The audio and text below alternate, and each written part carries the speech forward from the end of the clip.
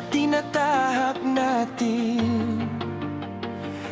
Mga pangarap di kailanman pipigilin. Magkakaiba man ang ating pinanggalingan, iisang apoy ang nagsisilbing sandigan. Sa dilim ng gabi, kasama ang tropa, walang iwanan. Sama-sama, parang agila kung lumipad sa taas. Walang takot, walang bukas na kapos. At kahit anong unos ang dumating, hindi tayo basta matitinag. Boses ng kapatid